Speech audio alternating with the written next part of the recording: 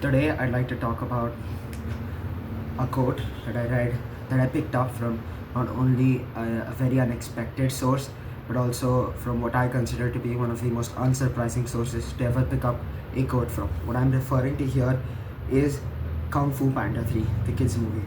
And the quote essentially goes, "The more you take, the less you have." And the where I picked up the quote from is the scene in Kung Fu Panda 3 where Master Wu Hui, a good guy in Kung Fu Panda 3, fights the main villain of the movie, Kai. This is just to give you a little bit of context, a prelogue to why the quote is worth talking about and why the quote is worth listening to, or why any explanation relating to the quote is worth listening to. And the quote goes, "The more you take, the less you have." And I've written stuff relating to it in my notebook. You can see it. The more you take, the less you have. And that is true because when you take something, you are relating to, or what you mean by taking something is you take possession of it. You are that is an entity or an object is inside your possession. You own it. And why, if you take more, you have less, is because when you refer to any idea of possession, it is usually separate from the body that is possessing it. And what I mean by that is everything you possess, or everything you talk about owning, or everything you seem to own, is separate from you. When you say I own a book or I own a pen, the pen is not you. And it sounds weird because a pen can't be, or neither can be a book, but you'll see what I mean by the end of the video. When you say I own something, you cannot become the something you refer to as being under your ownership. Alright? When you own something, right? When you own something, it is in separation from you. And why that is so significant is because it is perishable. When you own something, if you can take something, then you can let go of something. And if you can take something and you like the something that you've taken, then letting go of said something is obviously the thing you're going to find very hard to do. Alright. Secondly, it's because when you possess something, what you have possessed also possesses you.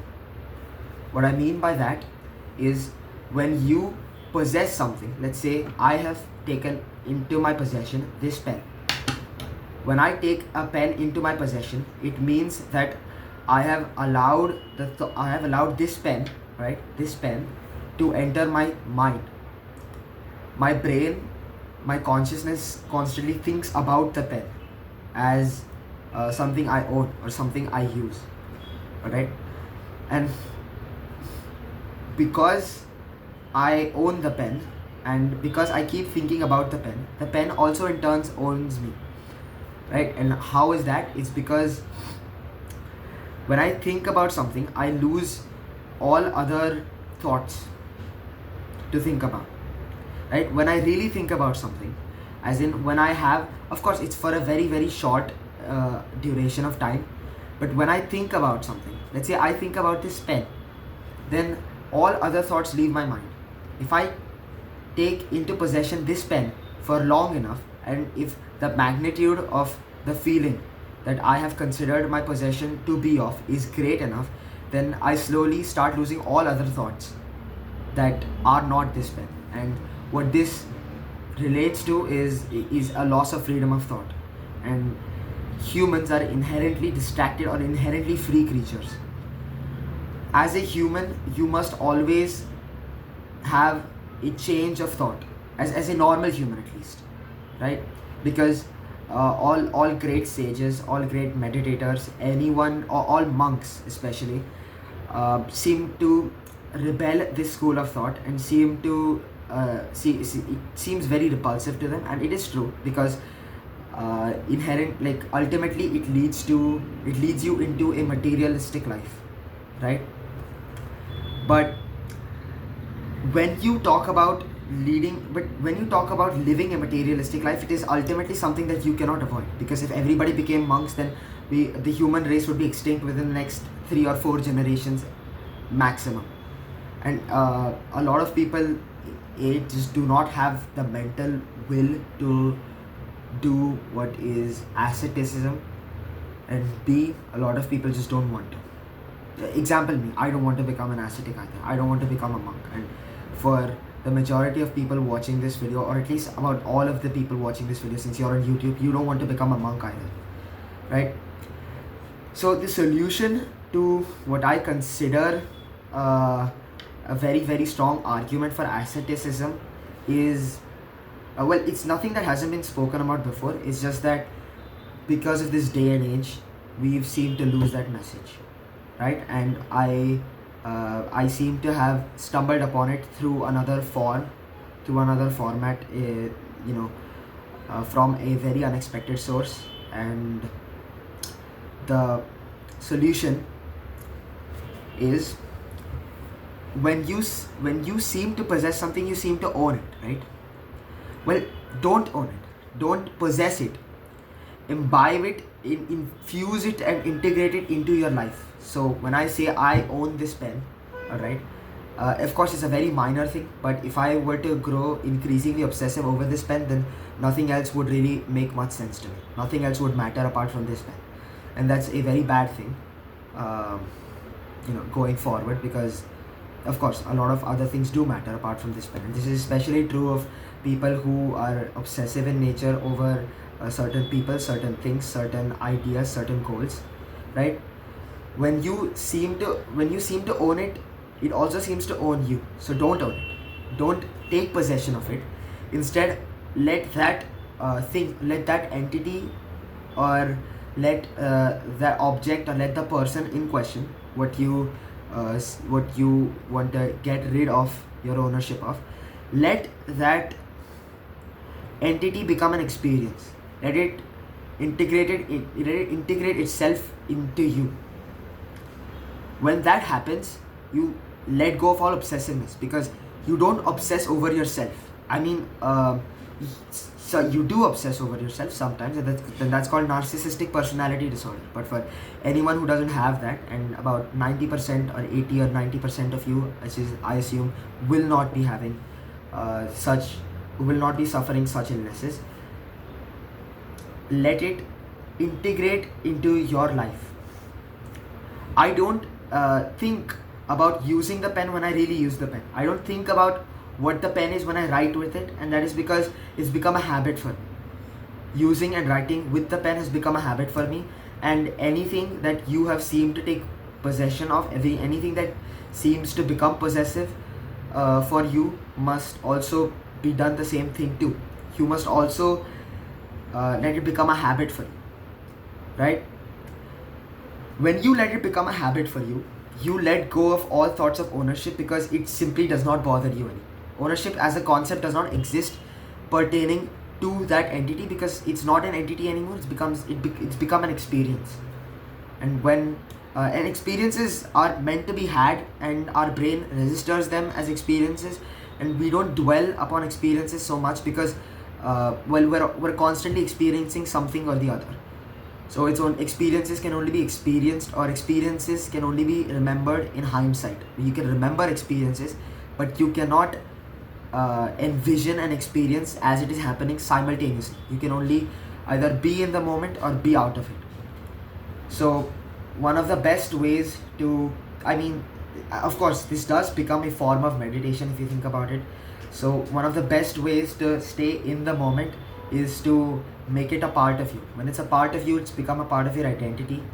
And when it's a part of your identity, no one can take it away from you, because it's simply not meant to be taken away from. There's nothing to take away, so you cannot take it away, right? And so one thing that we must remember, and I read from my own notes here, that we cannot be free if we bind ourselves to our own cages. For what you have is what has been given to you.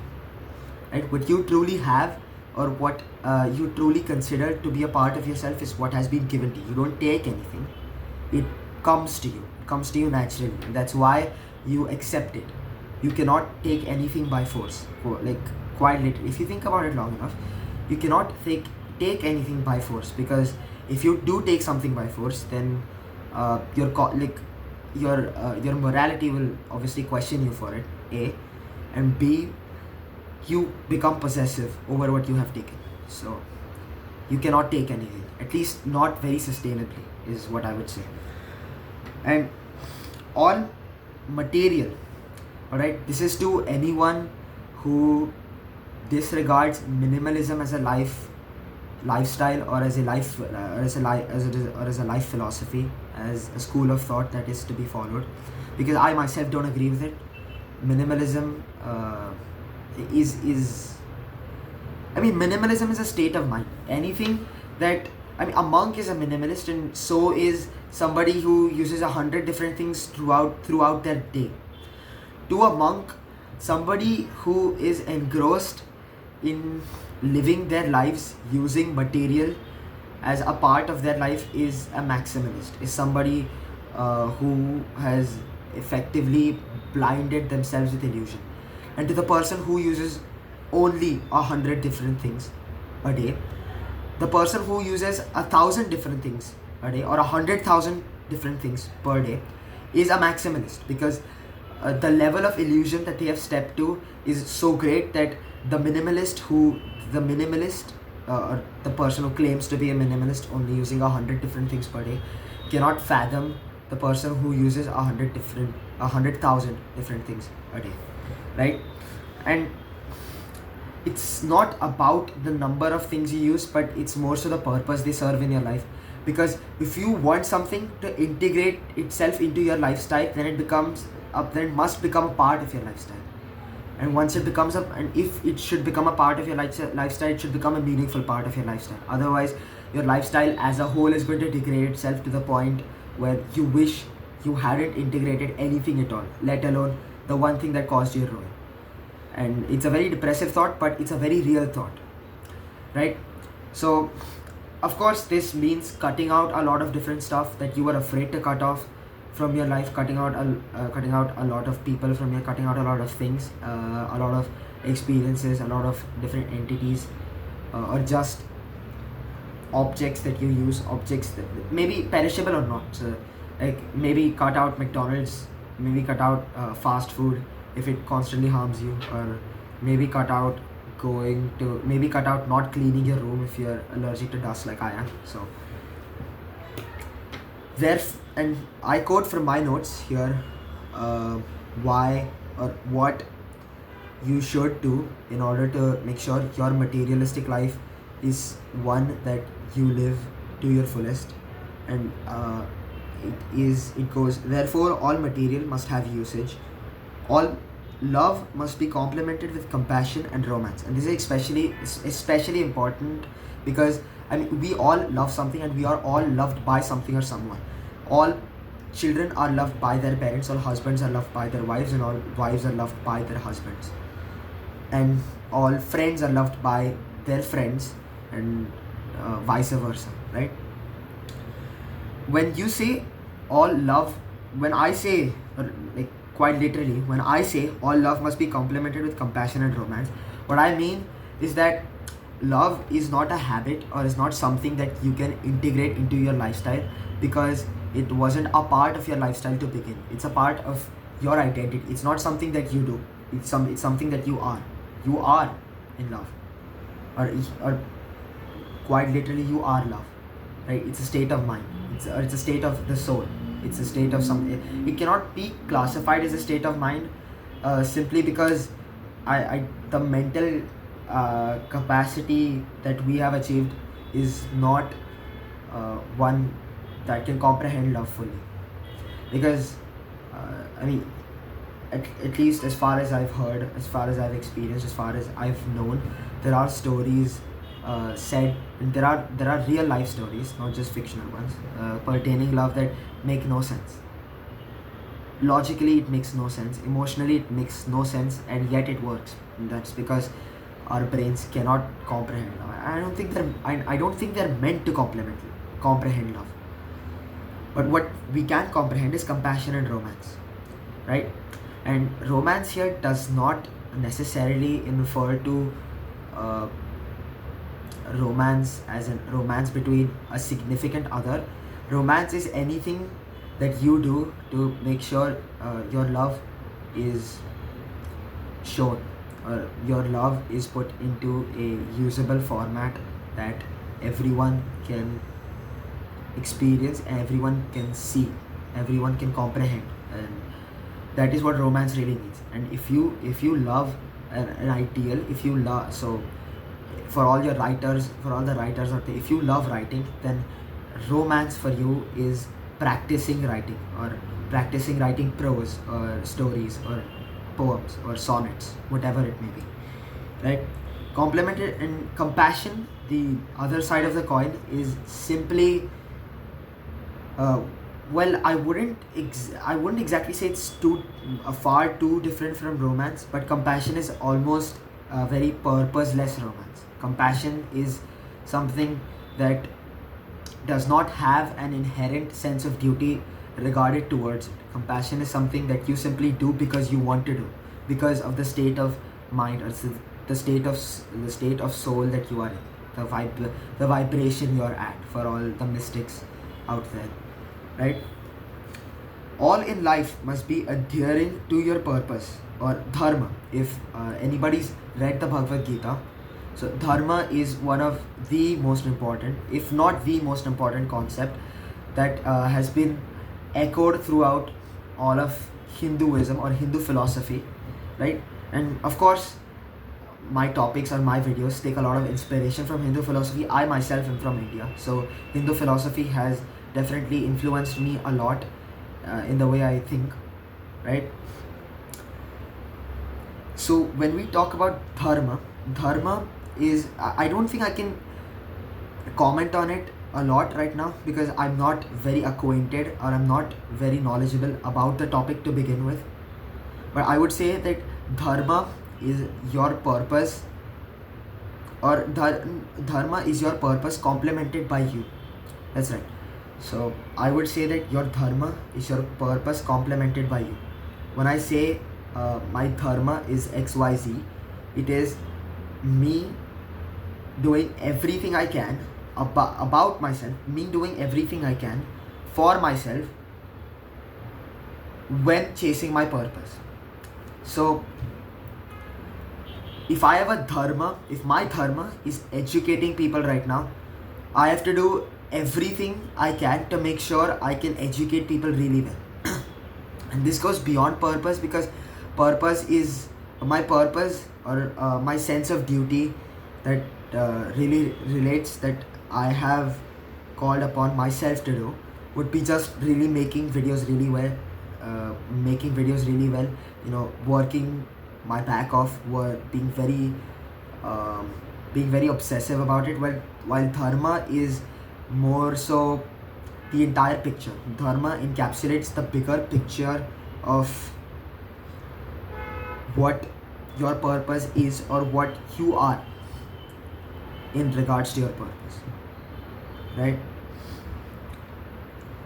So in continuity, all in life must be adhering to dharma, without which one cannot lose possession and gain identity. And this is where I conclude, because when you talk about owning, of course you can't own something, as the person who's watching this video might have realized by now. You can lose possession and you can gain identity.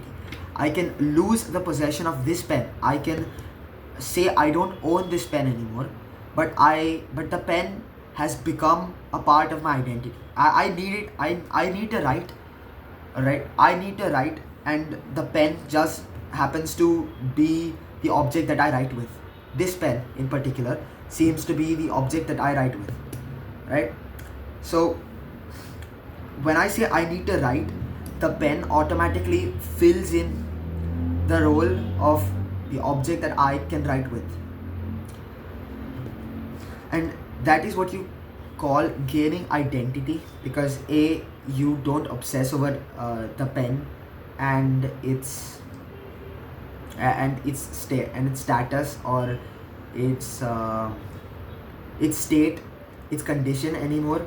But at the same time, you don't let it go either, because of course you need something to write with. And since this is your preferred choice of writing, right, since this is your preferred choice of writing, you need to take good care of it. At least you need to make sure that you don't lose it completely, or you don't make it fall to ruin, because you need to write, of course.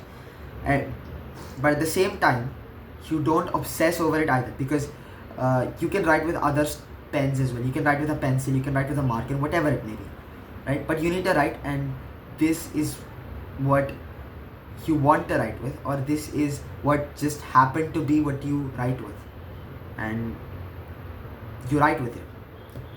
And so yeah, this is what was really meant by Uguay when he said, the more you take, the less you have. At least this is what I think Uguay meant when he said, the more you take, the less you have. And I'm not sure if this is a very original quote, because a lot of Eastern philosophy, really backtracks and really complements this quote that I've said right here, that I've quoted right here. But regardless of which, it's very important. And when something is important enough, you don't really look at the source at which it is coming from, which is a lot good for me as well, because which is very good for me. It's a lot better than I thought, because of course the messages that I'm giving out right now are not completely unique. You will always find what I've said right here said by 100 different people, maybe on this platform, maybe outside, maybe in books, maybe in movies, maybe in podcasts, whatever it may be, right? And why I said that this is both the most unexpected and the most unsurprising source that I picked up the quote from. It's unexpected because you don't really expect to find such sources of wisdom in a kids movie, but it's also unsurprising because where else would it be, right? If you really think about it, unless it's some sermon given by a very very philosophical religious preacher, or somebody who does this for a living, right? Maybe a therapist, or maybe somebody who's studied this for a very very long time, you wouldn't find this anywhere else.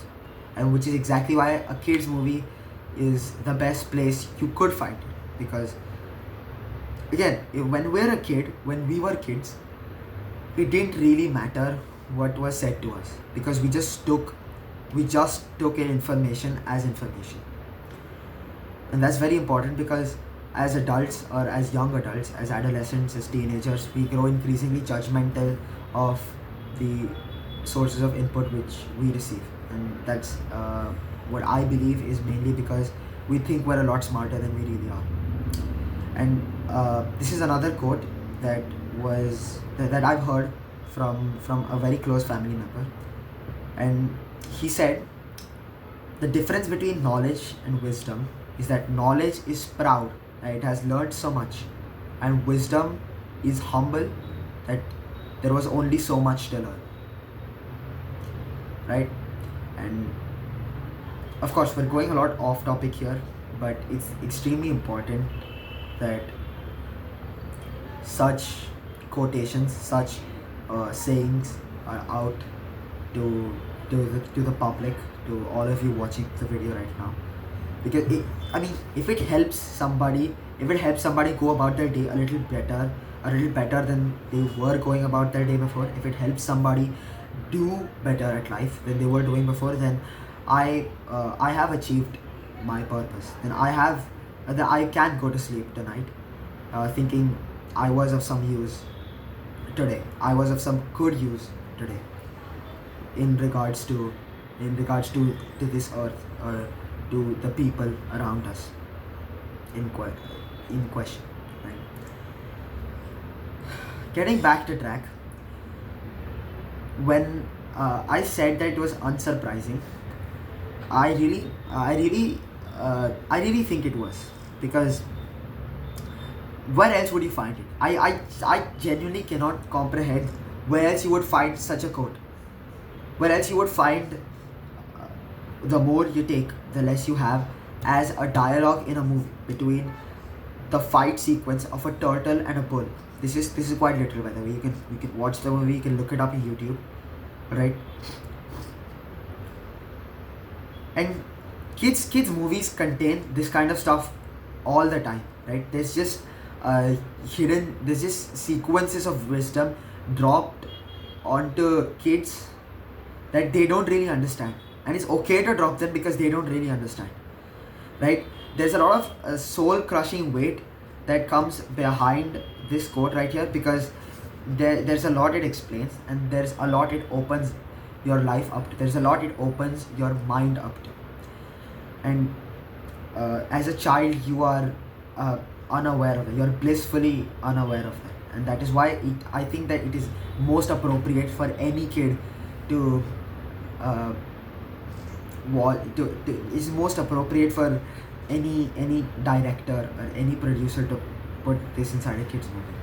And you can watch a bunch of other kids movies, right? I'm not only saying that, Kung Fu Panda, I mean, of course, it's one of the greatest movie franchises of all time, in pertinence to wisdom, right? Apart from everything else that it is very good at, in pertinence to wisdom, the Kung Fu Panda franchise is very good.